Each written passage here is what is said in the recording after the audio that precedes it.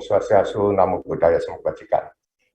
Yang saya hormati Bapak Ibu pimpinan di lingkungan Badan Riset dan Inovasi Nasional, Bapak Ibu kolega keluarga besar BRIN dimanapun berada, semoga semua dalam keadaan sehat walafiat dan yang sedang sakit bisa segera dipulihkan.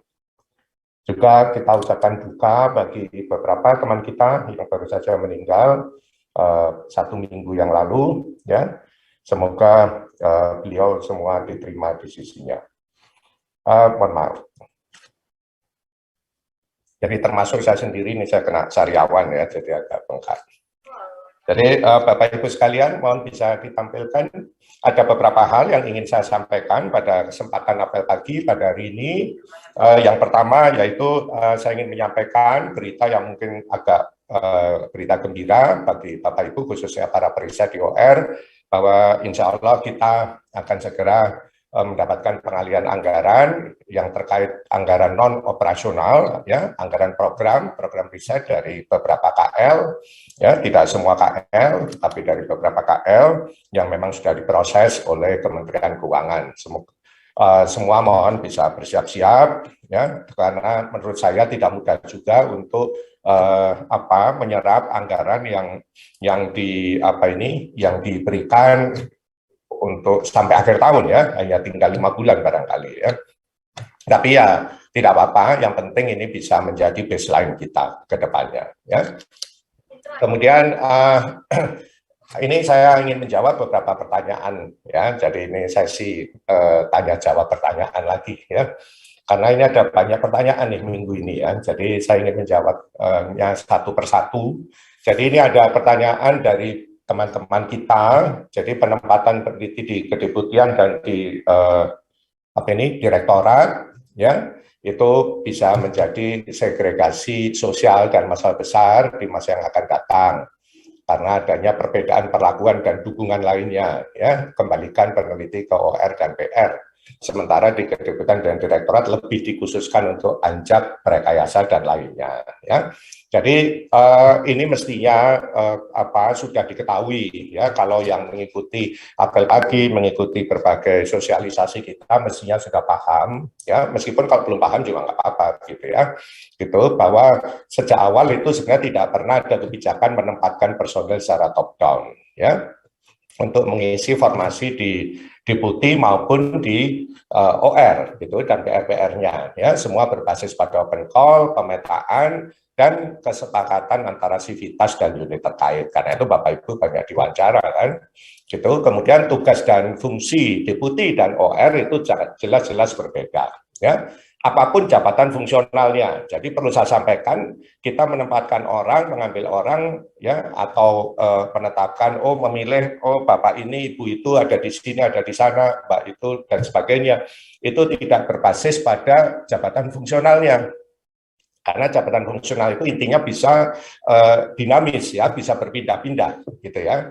Jadi ya, silakan jabatan fungsional itu menjadi pilihan dari Bapak Ibu sekalian, dari sivitas. Saya sudah bosan, saya pengen pindah. Ya kalau lulus uji kompetensi ya silakan saja, gitu ya. Ini saya pengen pindah, tadinya saya bosan jadi arsiparis, saya pengen jadi humas. Ya boleh saja kalau memang diterima di humas, dan kemudian Bapak Ibu ikut uji kompetensi Pranata Humas dan diterima, misalnya, ya.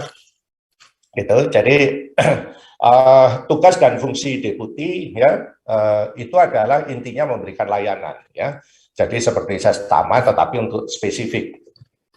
Itu termasuk layanan kebijakan berbasis bukti, ya, untuk kementerian lembaga eksternal bagi 3 deputi terkait kebijakan, ya. Jadi deputi kebijakan pembangunan, deputi riset inovasi daerah, dan juga deputi kebijakan riset dan inovasi.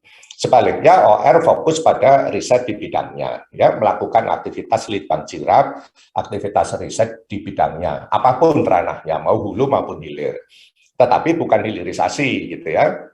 Termasuk di situ adalah bukan juga membuat naskah akademik misalnya untuk berbagai kebijakan, karena itu urusannya deputi kebijakan misalnya. Kalau hilirisasi urusannya layanan yang diberikan di deputi pemanfaatan riset dan inovasi misalnya, ya. Sehingga deputi tidak akan masuk ke aktivitas riset. Memang di awal-awal itu saya lihat masih ada kecenderungan seperti itu gitu ya. Karena itu yang segera kita luruskan kembali ya. Jadi ya wajar-wajar saja karena kan semua baru ya, sehingga semua belum ya tanpa sadar mungkin ya itu mengarah seperti ke riset misalnya ya, yang di deputi kebijakan itu sempat terjadi seperti itu. Gitu. Nah ini saya kurang paham ini ya, adanya perbedaan perlakuan dan dukungan lainnya. Apakah ada perbedaan gitu ya? Jadi dan ini yang saya nggak tahu, mungkin apakah sepertinya deputi kok beberapa deputi sering melakukan FGD di hotel gitu ya. Oh itu sudah saya tegur ya, tidak boleh ada FGD di hotel gitu. Sama halnya dengan OR, tidak ada ya.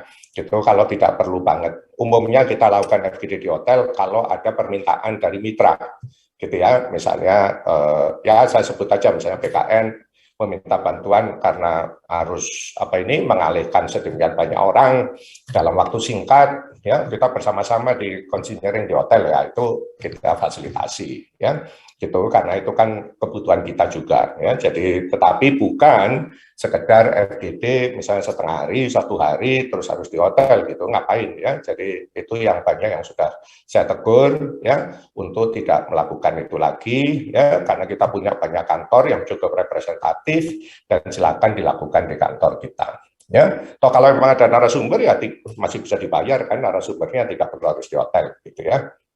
Ya semoga nanti Gesos yang di mana ini, yang di Puspitek, Gesos kita yang cukup representatif juga di Puspitek, di Cibinong ya, itu juga bisa dikelola oleh mitra sehingga layanannya juga bisa setara hotel bintang 3 lah, jadi tidak memalukan juga misalnya ya, kalau memang harus perlu nginep gitu loh ya, tapi silakan di fasilitas kita gitu. Ya, jadi misalnya nih, ini untuk kasus ya, bagaimana sih untuk Deputi KP misalnya ya, Deputi Kebijakan Pembangunan, apa sih tugasnya Deputi Kebijakan Pembangunan ya? Jadi pertanyaan ini pasti bermula karena ketidakpahaman ya, gitu. Jadi saya minta kepala OR, kepala PR ya itu harus paham gitu ya, harus paham proses bisnis internal di BRIN gitu ya. Jadi harus paham atau mencari tahu untuk bisa paham gitu ya. Misalnya nih kalau Deputi KP itu harus mulai dari input yang berasal dari KL ya, karena urusannya adalah nasional, termasuk forum-forum internasional yang terkait. Itu sebabnya kalau ada COP ya, pertemuan COP di internasional, itu selalu saya minta tim dari salah satu direktorat terkait di Deputi KP yang maju gitu ya. Kemudian pakarnya bisa mengambil dari OR terkait ya, yang sesuai dengan topik pada tahun itu misalnya ya. Gitu. Ini sangat penting agar apa? Jadi kalau dulu mungkin biasanya yang ikut COP itu kebanyakan pakar langsung gitu ya. Pakar sebagai layer 3-nya Kementerian Luar Negeri dan KL teknis. Misalnya kalau untuk CITES itu Kemlu dan KLHK, biasanya begitu ya.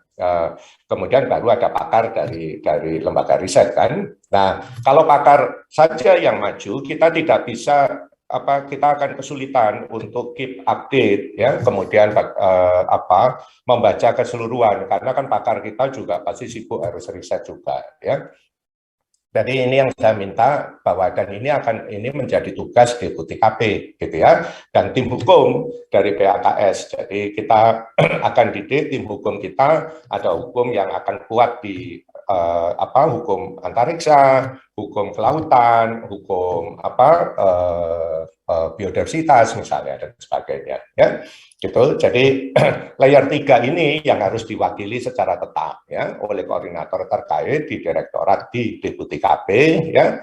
Kemudian dengan tim hukum yang terkait juga gitu. Dan bila diperlukan baru bisa didampingi oleh para pakar dari OR sesuai kebutuhan pada tahun tersebut misalnya ya. Nah, sebaliknya untuk Deputi Kebijakan Riset dan Inovasi itu fokus ke pelaksanaan akuisisi data ya. Akuisisi data seperti survei ya, selain masalah kebijakan untuk sektor riset dan inovasi juga terkait pembuatan berbagai regulasi. Misalnya kita sekarang sedang menyelesaikan RPP ya, 2 RPP kita yang turunan Undang-Undang 11 2019. Nah, itu dilakukan di-lead oleh Deputi KRI gitu ya. Termasuk nanti memonef seluruh kebijakan ya, seluruh kebijakan yang rekomendasi kebijakan maksud saya ya, dan bagaimana rekomendasi kebijakan itu beneran bisa diimplementasikan atau tidak, ya, baik dari Deputi KP maupun dari Deputi Riset dan Inovasi Daerah, ya, gitu. Jadi positioning di Deputi itu, jadi tidak betul ya kalau di Deputi terus itu melakukan riset gitu ya. Tentu sebagai personil kalau ada misalnya periset yang masuk di Deputi kemudian tetap nulis paper, ya silakan saja gitu loh ya, karena itu kebebasan sebagai periset kan, ya silakan saja gitu, karena itu bagian yang kita tidak larang gitu ya, selama melakukan kewajiban minimalnya di Deputi tersebut. Ya, pertanyaan nomor 2 coba. Ya, ini ada cukup banyak nih soalnya. Ya, nomor 2 nih ya. Nah, ini beberapa KL mengeluh ya kalau BRIN hanya melahirkan indeks Scopus, nah, gitu ya. Lalu apa manfaatnya buat tugas dan fungsi KL gitu ya? Dan apa manfaatnya untuk kerjasama ya? KL itu kerjasama dengan BRIN gitu. Keadaan ini telah menyulitkan proses kerjasama ke depannya gitu. Ya, sehingga ya kira-kira begitu ya pertanyaannya gitu.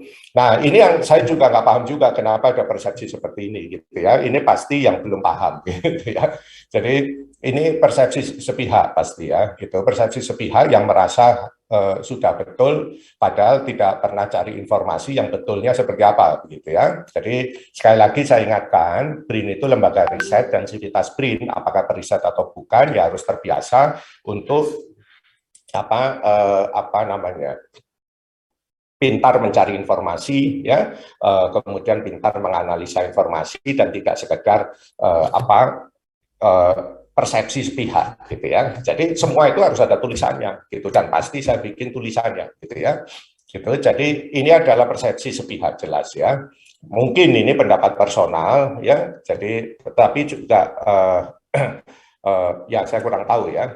Nah, yang penting adalah pelaksanaan tugas dan fungsi BRIN untuk mendukung kebijakan berbasis evidence ya, evidence based policy, science based policy itu baru kita mulai sejak forum komunikasi riset dan inovasi Oktober tahun 2021 ya. Itu baru awal kita mulai karena kan kita jalan baru 1 September sebenarnya ya. Gitu. Dan saat ini setahu saya Deputi KP itu roadshow satu persatu ya ke para eselon 1 di KL-KL untuk memulai proses tersebut tahun ini lagi gitu ya. Misalnya nih kalau dulu tadi yang seperti contoh yang tadi ya, kita itu kan dilibatkan di layer 3 untuk biodiversitas, untuk antariksa, untuk nuklir, untuk apalagi untuk kelautan misalnya ya gitu. Nah, ke depan kita tidak hanya itu ya, mestinya harus dengan Menko Polhukam misalnya Pak Mahfud MD, bahwa kita masuk di layer 3 untuk pertemuan COP masalah HAM misalnya ya, bersama Komnas HAM juga misalnya ya gitu. Karena dulu memang tidak ya ex-LPNK tidak pernah dilibatkan begitu, tapi kalau sekarang kan kita sudah mengintegrasikan semuanya ya gitu, sehingga kita harus mengembalikan ya layanan itu ke KL-KL tersebut gitu ya. Nah, yang kedua, jadi mungkin persepsi ini muncul ya, jadi indeks Scopus ini muncul ya gitu, karena saya kurang tahu ya kenapa kok hanya indeks Scopus gitu ya. Padahal kita tidak pernah menuliskan harus ada indeks Scopus gitu ya. Jadi ya secara formal tidak pernah ada loh ya, dan secara aktual juga tidak pernah karena kita tidak pernah bergantung pada satu indeks gitu ya. Jadi ini mungkin terkait dengan masalah KKM ya, ini dugaan saya ya.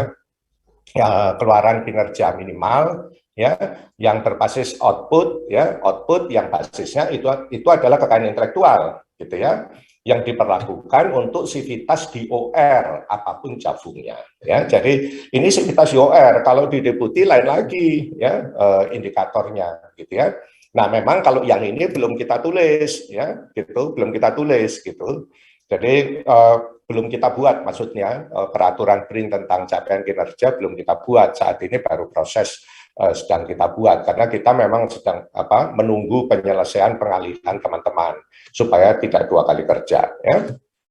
gitu. Nah, mengapa kita KPI ya, Key Performance Indicator kita itu output kekayaan intelektual untuk periset ya. Ya karena tugas dan fungsi OR itu melakukan riset ya, melakukan litbang cirap di berbagai ranah gitu. Dan litbang cirap berbagai ranah itu riset itu ya intinya kebaruan. Kalau nggak ada kebaruan artinya nggak ada yang nggak ada nilai tambahnya gitu ya, karena kalau nggak ada kebaruan kita tetap harus beli lisensi gitu ya, sehingga tidak menimbulkan nilai tambah bagi ekonomi, bagi industri dan sebagainya ya. Dan kebaruan itu yang dibuktikan dengan kekayaan intelektual gitu, apapun bentuknya, bisa PVT, bisa galur yang dilepaskan, bisa paten yang granted, bisa publikasi, tentu saja yang terindeks global ya.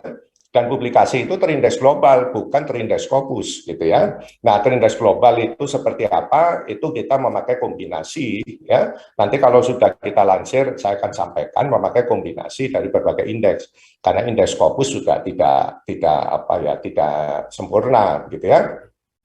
Dan itu publikasi itu hanya salah satu dari KKM yang bisa menjadi pilihan Bapak Ibu, gitu ya. Jadi ini yang insya Allah kita segerakan. Moga-moga bulan ini ya kita bisa selesaikan terkait capaian kinerja, supaya Bapak Ibu ada panduan tertulisnya sehingga nggak ngarang-ngarang sendiri, gitu ya. Itu hanya persepsi sendiri, ngarang-ngarang sendiri, terus bingung-bingung sendiri, ya kan? Gitu. Jadi tidak bisa mengatur strategi bagaimana harus bekerja, misalnya ya. Kemudian terkait dengan layanan PKL tadi, sebenarnya sejak awal mekanisme dan skema untuk mendukung kebijakan berbasis bukti ya di KL itu sudah dipersiapkan ya, karena ini adalah salah satu tugas dan fungsi utama kita di BRIN ya, setelah jadi BRIN, selain memperkuat ekosistem riset dan inovasi nasional gitu ya. Jadi lanjut coba. Ini masih ada jam. Ya, ini ya. Jadi saya ingatkan kembali ya bagi yang belum tahu atau yang belum paham ya, tugas dan fungsi ya TUSI-BRIN itu pendukung kebijakan pembangunan berbasis bukti atau sains. Ya, itu nomor satu gitu ya, baik untuk di level kementerian lembaga, di level nasional maupun di pemerintah daerah di daerah ya. Kemudian nomor dua, penguatan ekosistem riset dan inovasi nasional ya, itu melalui dua aktivitas, sebagai BRIN sebagai funding agency dan BRIN sebagai executing agency ya gitu. Jadi ini ya yang harus saya tekankan. Nah, bagaimana sih hubungannya antara kita semua di dalam BRIN itu ya. Jadi kalau kita bicara yang pertama itu yang paling kanan, yang merah ya. Jadi kita BRIN sebagai funding agency itu sebenarnya dikelola oleh tiga dan plus satu deputi, yaitu deputi SDMI, deputi FRI, dan deputi IRI ya untuk infrastruktur. Dan itu fokusnya adalah melayani Bapak Ibu yang ada ya periset ya, termasuk yang ada di OR dan PR ya. Tidak hanya Bapak Ibu di OR PR loh ya. Mereka bertiga 3+1 ini melayani seluruh Indonesia, periset seluruh Indonesia. Karena BRIN ada untuk tidak sekedar untuk periset BRIN, itu bedanya dengan LPMK dulu ya. BRIN ada untuk periset seluruh Indonesia. Itu sebabnya kita mengelola layanan program riset dari semua hal, termasuk dana abadi dari LPDP ya. Jadi jangan merasa, oh ini kok periset sendiri nggak diurusin tapi ngurusin yang lain, oh nggak bisa begitu. Karena periset di kita yang ada di OR dan PR itu adalah sebagai executing agency, fungsi kita sebagai executing agency. Sedangkan fungsi kita sebagai funding agency itu tetap harus dijalankan untuk yang nasional. Ya, dan itu kita split betul ya, itu saya ingatkan kembali, kita split betul untuk menjamin independensi ya, karena umumnya funding agency dan executing agency itu terpisah ya, supaya bisa independen gitu, sehingga kita bisa menjamin fairness untuk setiap pengusul dan menjamin kompetisi ya, kompetisi dari setiap pengusul. Karena selalu saya sampaikan, riset tanpa kompetisi itu pasti sampah ya. Jadi kita harus menjaga kompetisi itu ya. Jadi itu nomor satu gitu, dan saya yakin Bapak Ibu di OR dan PR kita itu pasti menang kalau ikut kompetisi ya. Tentu selama Bapak Ibu mau kerja bareng ya, kolaborasi dan sebagainya dengan banyak pihak. Nggak lihat hanya PR-nya, nggak lihat hanya OR-nya, gitu ya, dengan banyak pihak, dengan luar negeri dan sebagainya. Gitu. Nah, hasil dari Bapak Ibu di ORPR itu sebagian bisa juga untuk mendukung ya apa tadi layanan kebijakan ya science based policy, evidence based policy untuk KL-KL yang dilakukan oleh 3 deputi yang lain ya. Jadi kurang lebih seperti itu ya. Jadi ini saya ingatkan kembali ya bahwa seperti ini. Lanjut ya. Nah, pertanyaan ketiga ya. Oh, mohon maaf sebelumnya lagi. Sorry nih. Jadi, nah ini yang perlu saya tekankan ya.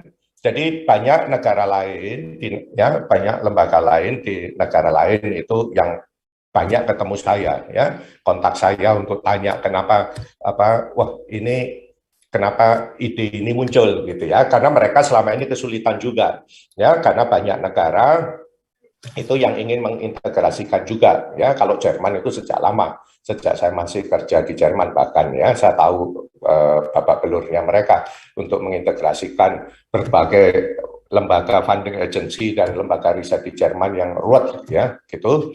Kalau yang terakhir yang berhasil itu hanya UKRI ya yang di Inggris tahun 2018 ya. Itu pun masih dibagi 9 di dalamnya gitu ya, karena ruwet juga ternyata gitu ya. Nah, mengapa kita dengan kita melakukan ini apa keuntungannya ya, dan itu yang mereka lihat juga saat ini ya. Keuntungannya kalau umumnya funding agency itu hanya jadi penyalur duit gitu ya. Akhirnya duit itu jadi besar, jadi mahal ya. Jadi hibah riset itu jadi mahal. Maksudnya karena orang minta hibah riset itu pasti minta segala macam, termasuk untuk beli infrastruktur, termasuk untuk biayai SDM, resources mobility, misalnya mobilitas periset, ya dan seterusnya, bayar postdoc, bayar ini dan itu, gitu ya. Nah di kita itu semua karena sudah ada infrastruktur disediakan sendiri oleh deputi infrastruktur yang biaya mobilitas periset oleh deputi SDMI, sehingga pendanaan dalam konteks hibah riset itu menjadi murah ya. Itu yang fenomena yang mungkin Bapak Ibu para periset di ORPR itu pahami sebagai anggaran riset saya turun gitu ya, gitu, anggaran riset saya turun jauh gitu ya. Pasti turun jauh karena kalau riset saja itu sebenarnya tidak mahal gitu ya, yang mahal itu kan ongkos ecek-eceknya ya, gitu, gimana beli alat, gimana melihara alat, alatnya ada yang rusak, operasional alat, maintenance dan seterusnya.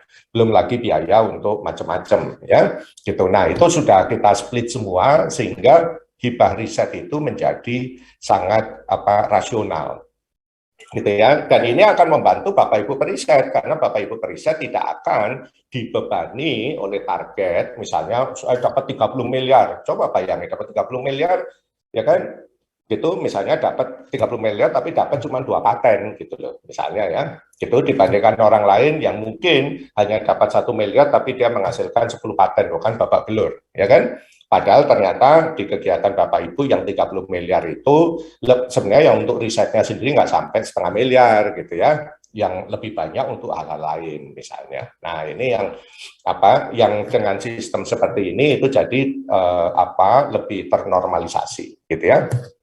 Lanjut coba yang pertanyaan ketiga. Nah ini yang terkait ekspedisi dan eksplorasi. Nah ini sesuatu yang saya baru sadari ya, kita baru sadari pada saat itu sudah dirilis dan mulai dijalankan dari batch 1 ya. Jadi yang pertama harus saya sampaikan ya, ini harus diketahui kepala OR dan kepala PR loh ya, supaya Bapak Ibu pimpinan ini bisa menjelaskan begitu ya. Jadi dan kalau perlu mengusulkan cara metode yang lebih bagus gitu ya. Jadi selain komplain boleh gitu ya, tapi bagusnya kalau kepala OR dan kepala PR itu harus ngasih solusi juga gitu. Tapi ya kalau nggak tahu solusinya ya saya yang carikan ya. Gitu. Jadi anggaran untuk skema ini ekspedisi eksplorasi itu bersumber dari APBN BRIN ya. Gitu. Jadi ini kan salah satu skema yang ada di Deputi Fasilitasi ya. gitu, supaya tadi enggak Bapak Ibu seperti dapat 30 miliar tapi sebenarnya untuk ekspedisinya 29,5 M misalnya gitu ya. Jadi nah ini untuk skema ini berasal dari APBN BRIN ya.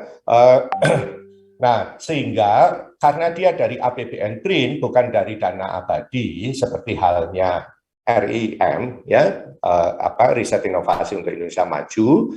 Jadi penerimanya, kalau penerimanya itu dari internal BRIN, katakanlah OR, ya, anggaran tidak dapat dihibahkan ke RPLOR, ya, karena masih dalam satu instansi, gitu.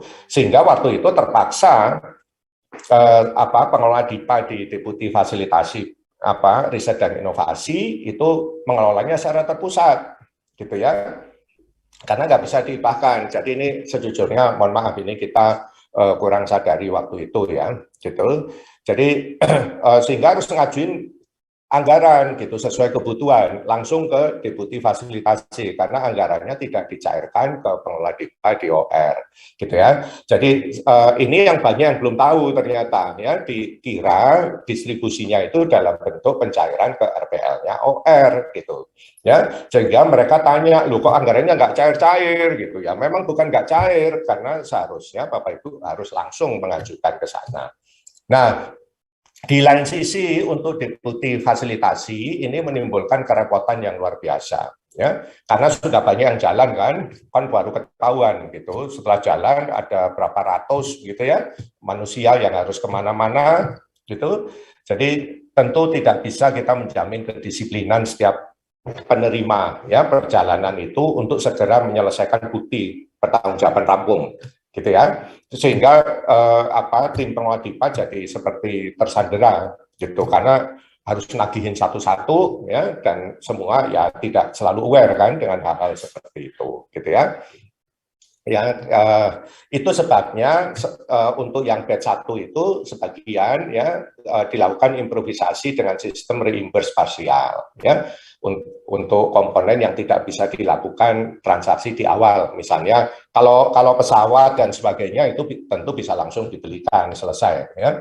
Tapi kalau transportasi di lokasi, lamsam dan sebagainya ya itu sulit ya. Gitu, karena itu diberikan reimburse parsial supaya Bapak Ibu disiplin segera menyelesaikan. Kalau sudah selesaikan langsung dikasih sisanya misalnya gitu ya. Nah, ini yang menjadi problem. Karena itu waktu itu saya sudah sampaikan ke Deputi Fasilitasi sudah mulai semester 2 ini sumber pendanaan untuk ekspedisi dan eksplorasi yang diterimakan ke internal BRIN ya itu diambil dari dana abadi saja gitu. Toh sebenarnya sama saja gitu ya. Gitu sehingga kita bisa lakukan hibah langsung ke siapa? Ke RPL-nya OR ya, rekening penampungan lain di OR, dan OR akan bisa pengelola DIPA di OR yang bisa langsung mengelola sendiri sehingga lebih mudah begitu ya. Jadi kurang lebih seperti itu ya jawaban atas pertanyaan ini ya, semoga bisa dipahami gitu ya. Ya kalau ada yang belum paham nanti tanya ke teman-teman sebelahnya yang paham ya. Atau kalau belum paham juga bisa WA saya ya. Gitu. Jadi lanjut pertanyaan nomor 4 ya. Jadi ini apa ini? Oh, ini bagaimana dengan juknis jabatan fungsional prarekayasa dan PTN ya. Apakah penilaian PAK akan terpengaruh dengan juknis yang belum keluar, juknis baru maksudnya ya. Nah ini saya sampaikan yang nomor 1, jadi tim di direktorat di Deputi SDMI itu sebenarnya sudah menyelesaikan semua ya peraturan rancangan peraturan BRIN tentang juknis Jabung itu ya, dan bahkan sudah dimasukkan di Kemenpan RB ya, dan telah memulai proses sebenarnya bersama dengan Kemenpan RB gitu ya. Nah, tapi ternyata saat ini Kemenpan RB itu dalam proses percepatan perubahan total atas Permenpan RB nomor 13 2019 tentang jabatan fungsional ya. Jadi misalnya ini yang paling krusial, di situ dihilangkan yang namanya butir kegiatan gitu ya. Jadi semuanya berbasis pada penugasan dari kantor sesuai dengan tugas fungsi instansinya misalnya ya, hanya cakupan ini namanya batasannya itu dibuat longgar begitu ya. Jadi tidak terlalu rigid gitu. Nah, tentu ini hal yang bagus karena ini akan memudahkan kita dalam mengelola gitu ya, dan juga memudahkan Bapak Ibu supaya lebih fleksibel kan gitu. Nah, tetapi masalahnya ya, kita Juknisnya sedang berproses, terus ini juga berproses lebih cepat bahkan gitu ya, sehingga diputuskan ya oleh mereka untuk menunda pembahasan ini yang peraturan BRIN tentang Juknis ya, Jabung di atas gitu ya. Sembari kita menata ulang Juknisnya mengikuti draft ya rancangan peraturan RP yang baru supaya tidak 2 kali kerja ya, nanti kan capek lagi ya, Bapak Ibu juga repot lagi kan kalau harus 2 kali kerja. Tetapi untuk penilaian PAK, insya Allah tidak ada masalah karena kita masih dapat berpegang pada juknis lama.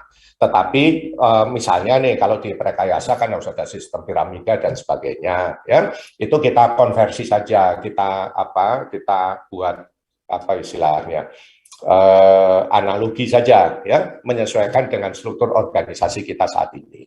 Kan struktur organisasi kita saat ini ada kelompok riset, ada pusat riset, ada organisasi riset kan misalnya. Ya kita ikut itu aja dulu ya, gitu. Toh yang menilai di kita juga ya. Jadi insya Allah itu tidak akan jadi masalah ya. Jadi Bapak Ibu silakan yang mengajukan PAK untuk mengajukan PAK saja, minta tanda tangannya ya ke tadi kepala kelompok riset, kepala PR, kepala OR-nya, kira-kira begitu ya. Itu kita bikin simpel aja lah ya. Gitu. Jadi jangan dibikin repot ya. Lanjut. Nomor 5 ya. Oh ini ya, ini Civitas Ex Kementan. Nah, ini kita baru sadari ini ada 909 orang gitu ya, belum memperoleh tunjangan kinerja bulan Juni dan tunjangan kinerja ke-13 gitu ya. Daripada nanti di ombudsman-kan lagi kan ya, gitu kan repot juga ya. Gitu. Jadi karena cukup merepotkan ya. Padahal kita sebenarnya nggak ada urusannya gitu ya. Apanya nggak ada urusannya? Gitu. Karena sebenarnya sesuai seperti halnya KL yang lain ya, sebenarnya Tukin Juni dan ke-13 itu harusnya masih dibayar Kementan gitu ya. Tetapi Kementan mengakui bahwa mereka sudah menerbitkan SKPP gitu ya, tanpa berkoordinasi dengan Biro Perencanaan Keuangan Kementan, sehingga BPK BRIN juga belum mendapatkan informasi tersebut gitu ya. Jadi ini memang ya inilah masalah klasik sebenarnya ya. Jadi karena dipecah-pecah ya seperti kita dulu kan, kalau di BRIN sekarang kan yang pegang gaji cuma satu, jadi tidak mungkin hal seperti ini terjadi ya, gitu. Nah,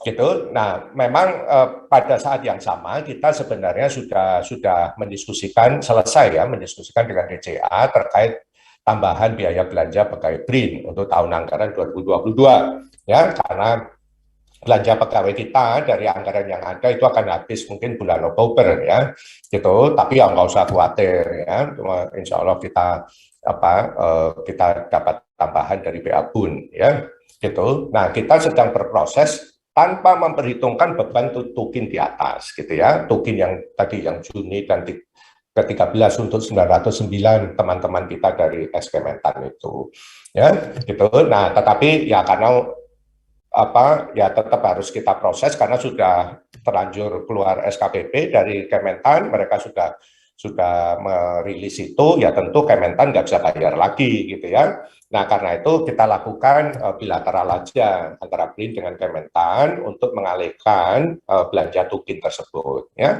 Jadi seperti kasus BKKBN di awal dulu ya. Jadi kalau BKKBN itu sangat kooperatif sehingga mereka langsung mengalihkan semuanya misalnya ya, gitu.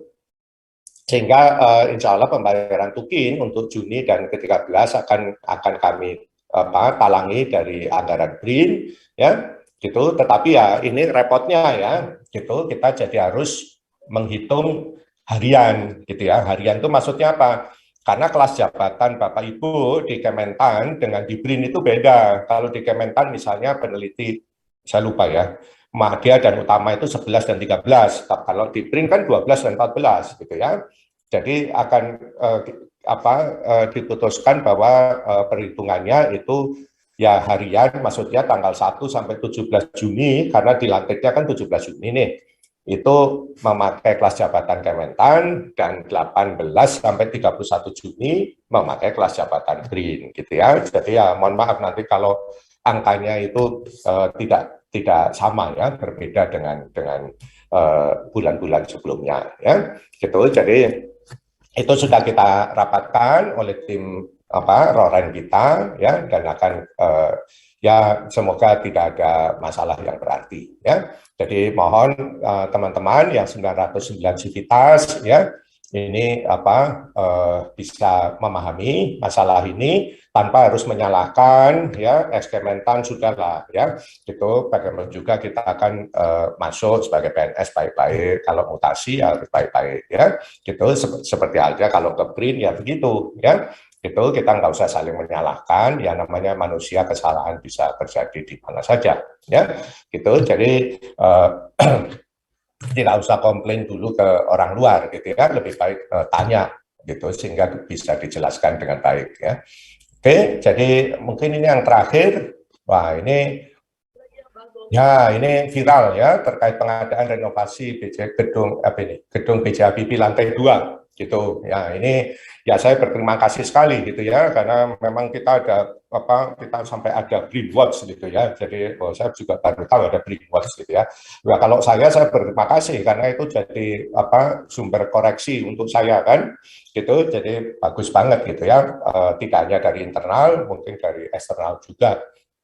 Jadi memang ini ada beberapa informasi yang menurut saya sangat misleading ya, gitu, terkait dengan paket renovasi ruang kerja Dewan Pengarah gitu ya. Jadi padahal ini mencakup berbagai hal yang lain gitu, dan sebenarnya ruang Ketua Dewan Pengarah sendiri itu sama sekali tidak ada yang direnovasi malah gitu ya. Jadi makanya ini sangat misleading kalau dikait-kaitkan dengan hal tersebut gitu ya. Saya sangat sayangkan sekali, karena sebenarnya selama ini ya semua sudah ada gitu ya. Karena lantai 2 itu selama ini diperuntukkan untuk kepala BPT dengan segala fasilitasnya gitu ya, termasuk ruang makan, ruang mandi, pantry, bahkan ada ruang karaoke, ruang rapat dan sebagainya gitu ya. Nah, justru lantai 2 ini ruang-ruangan itu yang kita tata ulang supaya lebih fungsional sehingga bisa menampung 10 ruang kerja untuk seluruh anggota 10 ya, Dewan Pengarah sekaligus sekretariat ya, gitu. Dan tentu ini dilakukan ya dengan sesuai regulasi ya, basisnya ada Rekomtek dari Kementerian PUPR gitu ya. Tetapi saya akan cek ulang ya hari ini di timnya Pak Trisal gitu ya. Jadi saya akan lihat detailnya, karena kalau saya kan tahu persis ya urusan bangun membangun begini. Jadi saya akan cek detail satu persatu itu sebenarnya apa sih yang mau direnovasi gitu ya, apa yang perlu, apa yang nggak perlu ya, akan saya cek ulang. Mungkin demikian, lanjut, ada lagi? Ya, mungkin demikian yang bisa saya sampaikan pada kesempatan pagi yang baik ini. Semoga Bapak Ibu semua diberikan kesehatan, ya, apalagi COVID-nya naik terus gitu ya. Saya kemarin juga sempat